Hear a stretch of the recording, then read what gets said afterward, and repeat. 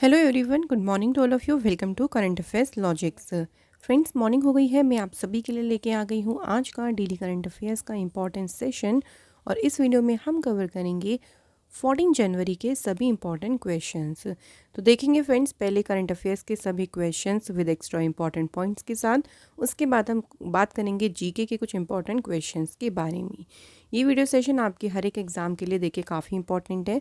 और फ्रेंड्स, इस video session के एंड में आपको मिलेंगे 2 टेस्ट क्वेश्चंस। आप सभी जो हैं हमें आंसर कमेंट बॉक्स में ज़रूर लिखें। इसका पीडीएफ आप लोग को हमारे टेलीग्राम से मिल जाएगा। आप लोग जो है डायरेक्टली ये स्कैन कर सकते हैं और डायरेक्टली आप हमारे टेलीग्राम ग्रुप पर पहुंच जाएंगे, या फिर लिंक आपको मिल जाएगा एक डिस्क्रिप्शन बॉक्स में। तो आइए फ्रेंड्स, आज का इंपॉर्टेंट सेशन शुरू करते हैं एक मोटिवेशन कोट से। I think I can, I know I can. देखिए, मैं सोचता हूँ, ये सोचती हूँ कि मैं कर सकता हूँ या कर सकती हूँ, और मैं जानती हूँ कि मैं कर सकती हूँ। यही अपने अंदर विश्वास रखिए, यही अपने अंदर कॉन्फिडेंस रखिए। किसी भी चीज़ के बारे में पहले से ही यह ना सोचिए कि यार ये मुझसे तो होगा ही नहीं। जब आप उसे कोशिश करोगे, उसके ऊपर हार्डवर्क करोगे ना, तो ऐसा कोई काम नहीं है जो आप नहीं कर सकते हो। सिर्फ आपको हार्डवर्क और कंसिस्टेंसी के साथ में उस वर्क को करते रहना है। तो आइए बात कर लेते हैं फर्स्ट क्वेश्चन से। पहला क्वेश्चन है, देखिए, India and which country will sign an agreement in the field of geology and exploration. तो अभी भारत और किस कंट्री ने भूविज्ञान और अन्वेषण के क्षेत्र में एक समझौते पर हस्ताक्षर करेंगे। तो ये समझौता होगा इंडिया और किसके बीच में? मंगोलिया के बीच में। ठीक है, इंडिया जो है ना, मंगोलिया से जो कॉपर है, जो कोकिंग कोल है, कोकिंग कोयला है, कोयले के रिसोर्सेज है ना, ये भारत जो है वो मंगोलिया से क्या करेगा? सिक्योर करेगा। साथ ही में फोकस कर रहे हैं on reducing dependence on traditional suppliers. जो हमारे ट्रेडिशनल सप्लायर्स हैं, पारंपरिक आपूर्तिकर्ता हैं, उन पर जो डिपेंडेंसी है, पूरी तरीके से निर्भरता है, उसे कम करने पर भी जो है वो ध्यान केंद्रित किया जाएगा इस एग्रीमेंट के माध्यम से।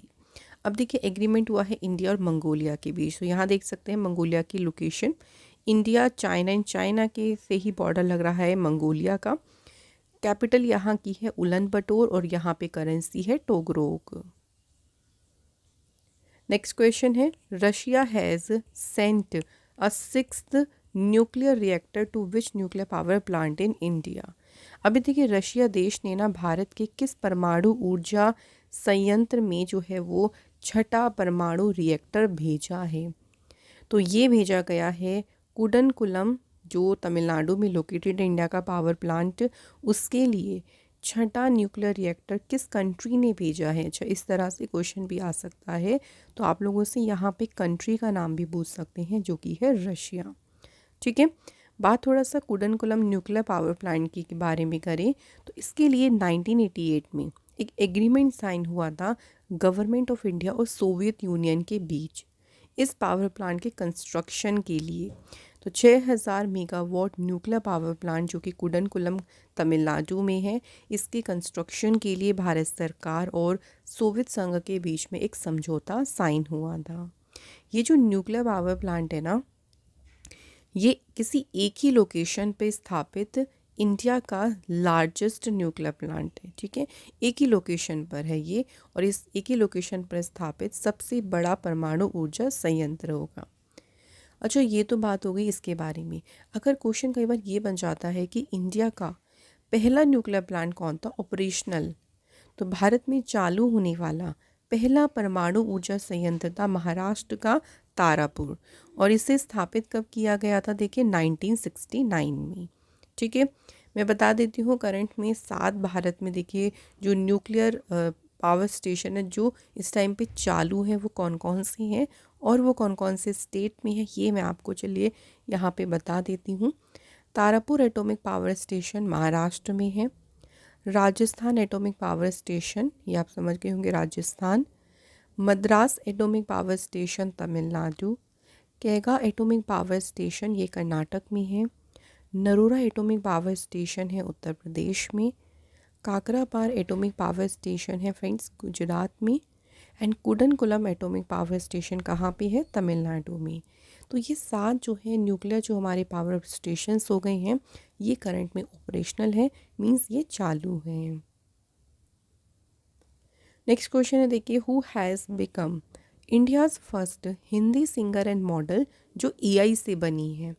अब एआई से देखिए हर काम एआई हो कर रहा है, आप जान रहे धीरे धीरे करके हर चीज़ में एआई लेके आए जा रहा है। तो एआई न्यूज़ एंकर भी आ गया है, अब एआई से बनी हिंदी गायिका और मॉडल भी बना दी है और इसको नाम क्या दिया है, माया। माया जो है इस एआई सिंगर को, एआई मॉडल को जो है वो नाम दिया है। और माया का पहला जो डेब्यू ट्रैक है वो कौन सा है, कौन है ये। तो सिंपल सा हमें याद रखना है कि फर्स्ट जो इसने अपना डेब्यू ट्रैक दिया है वो उसका टाइटल है कौन है ये। फर्स्ट इन इंडिया से रिलेटेड मैं आपको थोड़ी सी इंपॉर्टेंट न्यूज़ चलिए रिवाइज करा देती हूँ। गुजरात गवर्नमेंट और जो bird conservation society of Gujarat है, इन्होंने इंडिया की पहली कोस्टल और वेडर बर्ड सेंसस कंडक्ट की। इंडिया का जो पहला ग्लास ब्रिज है ये समुद्र के ऊपर जो पहला ग्लास ब्रिज बना है ये कहाँ बना है, कन्याकुमारी में। इंडिया का पहला जो वेद थीम पार्क है जिसका नाम है वेद वन पार्क, ये इनॉग्रेट किया गया नोएडा में। इंडिया का पहला कार्टोग्राफी म्यूजियम कहाँ ओपन हुआ है, मसूरी उत्तराखंड में। इंडिया की पहली एआई सिटी बिल्ड हुई है कहाँ पे, लखनऊ में। इंडिया की पहली डायबिटीज़ बायो बैंक को सेटअप किया गया कहाँ पे, चेन्नई में। ठीक है फ्रेंड्स, तो ये आपकी हो गई है फर्स्ट इन इंडिया से रिलेटेड कुछ इम्पॉर्टेंट न्यूज़। नेक्स्ट क्वेश्चन की बात करते हैं। Union minister of commerce and industry Piyush Goyal has unveiled the Bharat clean tech manufacturing platform in which city.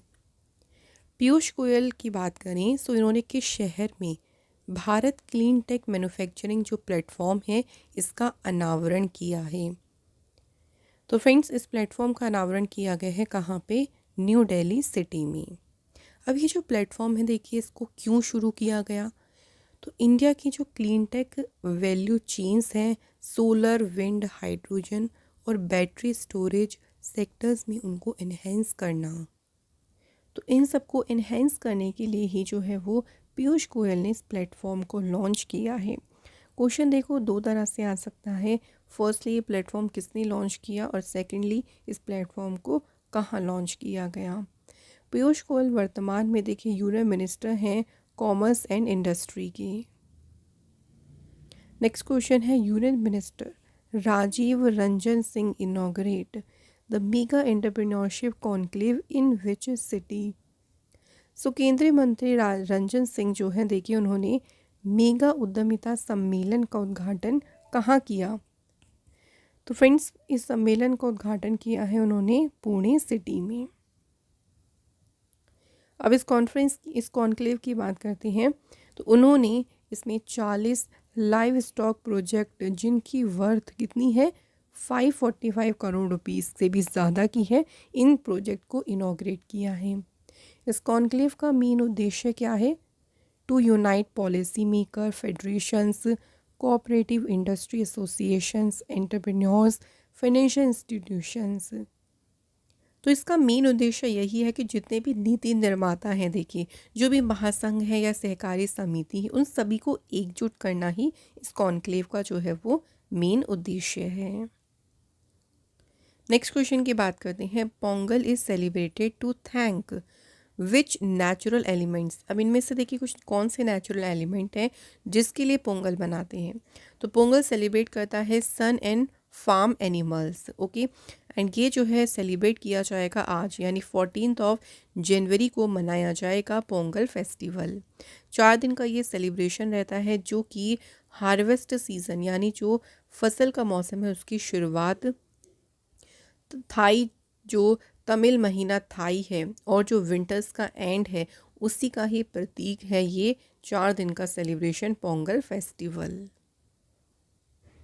Next question है, which state government launched Swami Vivekananda युवा शक्ति मिशन।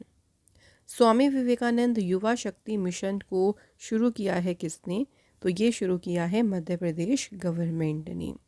देखिए इस मिशन के उद्देश्य क्या क्या हैं। तो स्टेट गवर्नमेंट कोशिश कर रही है कि 2028 तक देखिए जो यूथ है 70% ऑफ यूथ है ना उन मोर देन 70% यूथ को एम्प्लॉयमेंट प्रोवाइड करना। तो जो भी यूथ है उनमें से हम 70% से भी ज़्यादा यूथ को रोज़गार प्रोवाइड कर पाएँ। As youth of the state are to complete education up to class 12th by 2030, 2030 तक जो है वो क्लास 12 तक तो सभी यूथ अपनी एजुकेशन कंप्लीट कर पाएँ, और साथ ही में जो यूथ हैं, जो युवा हैं, उनको सोशल एक्टिविटीज़ में उनके पार्टिसिपेशन को एनकरेज करना, ताकि सोसाइटी के बेटरमेंट हो सके। जितना ज़्यादा देखिए वो समाज सेवा में थोड़ा, या जो भी सामाजिक कार्य है उसमें भाग लेंगे, तो एक बेटर सोसाइटी बना पाएंगी। तो इसी उद्देश्य से मध्य प्रदेश सरकार ने शुरू की है स्वामी विवेकानंद युवा शक्ति मिशन। ऑल्सो देखिए जो चीफ मिनिस्टर हैं मध्य प्रदेश के, उन्होंने स्वामी विवेकानंद युवा शक्ति मिशन पोर्टल और इसके थीम सॉन्ग को भी लॉन्च किया है। साथ ही में वर्ल्ड की लार्जेस्ट 3D रंगोली जो कि स्वामी विवेकानंद जी की बनाई गई है, देखिए इसे भी इनॉग्रेट किया गया भोपाल के शौर्य स्मारक में।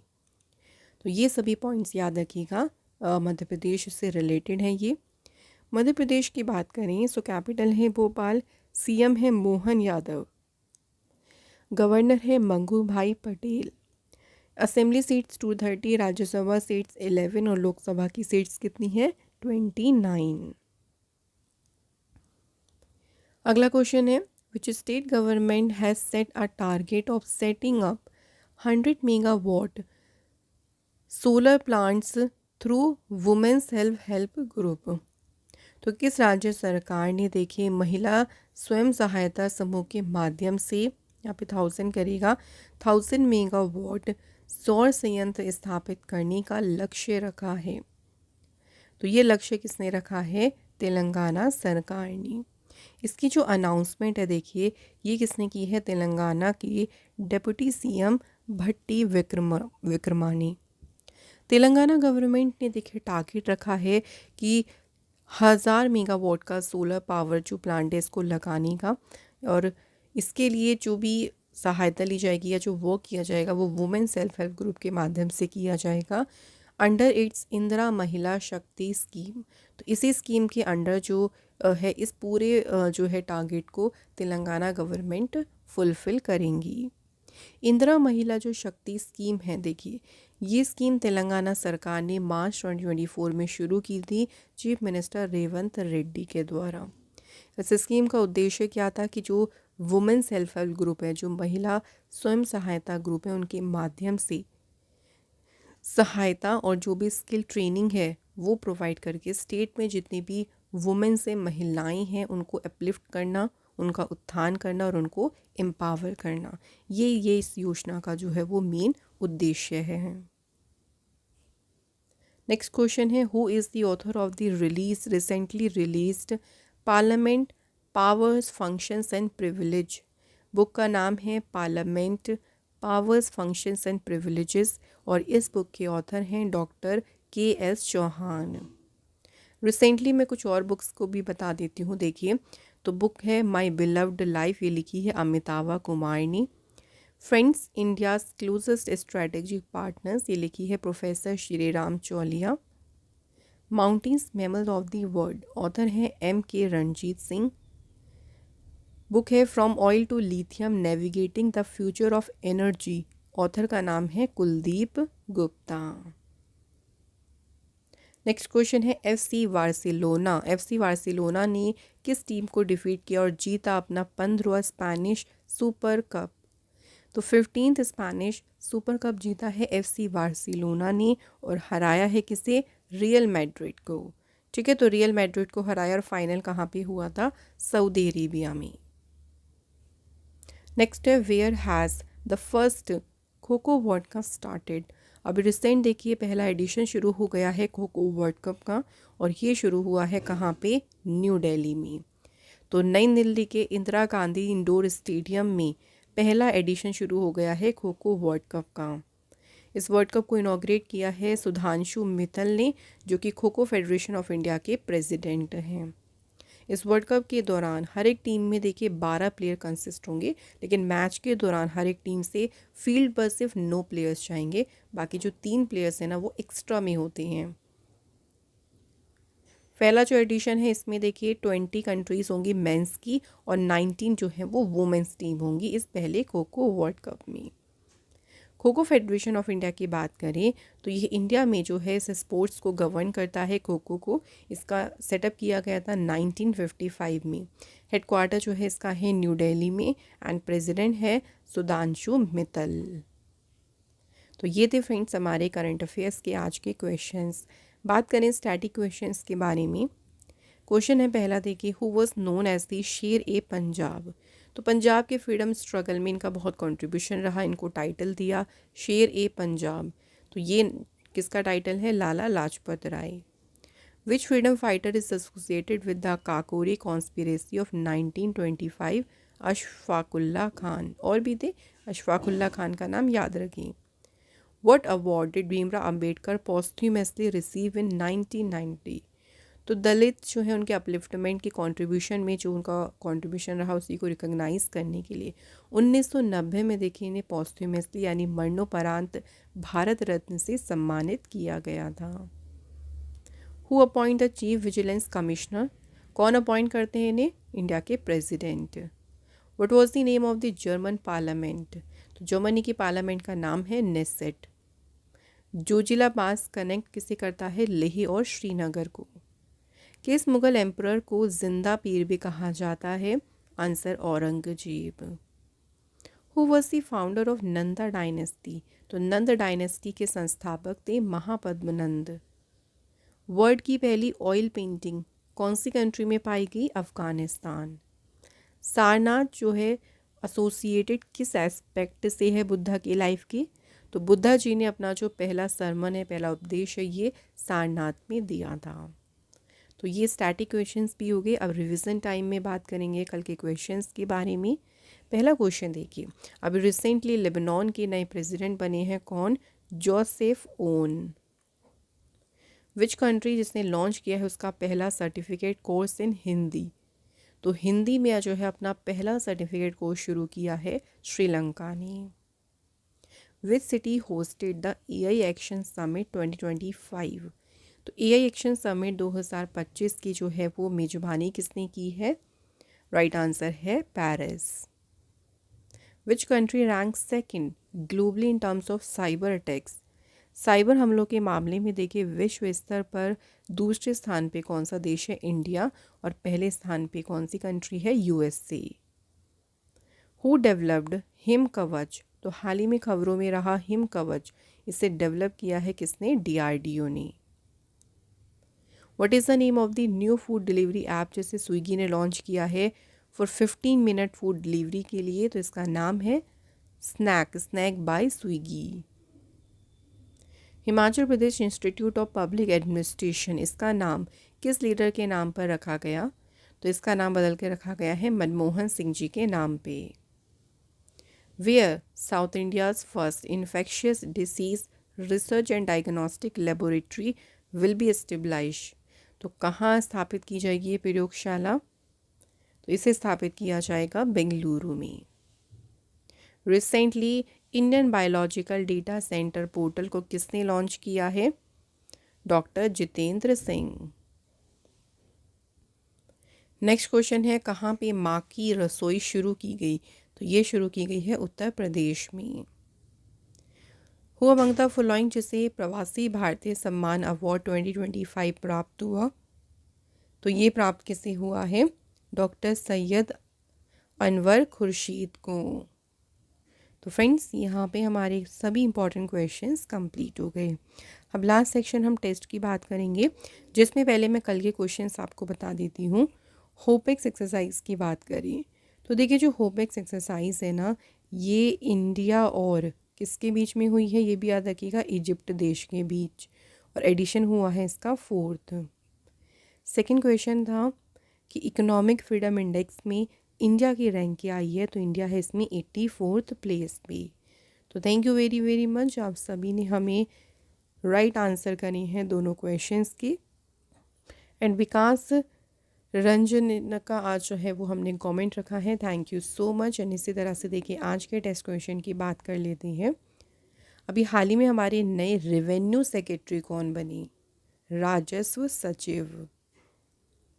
सेकंड क्वेश्चन है, किस राज्य सरकार ने मुख्यमंत्री किसान सम्मान निधि योजना शुरू की? तो ये आपके हो गए हैं 2 क्वेश्चंस। आप लोग फ्रेंड्स मुझे जो है इनके आंसर कमेंट बॉक्स में ज़रूर लिखें। एंड इसी के साथ आज का हमारा ये इम्पॉर्टेंट सेशन कंप्लीट होता है। फ्रेंड्स, अगर आपको हमारे सेशन अच्छा लगता है तो वीडियो को लाइक और शेयर ज़रूर करें, और अगर आप हमारे चैनल पे नए हों तो प्लीज़ चैनल को सब्सक्राइब भी ज़रूर करें। मैं आप लोगों को मिलूँगी नेक्स्ट इम्पॉर्टेंट क्लास में।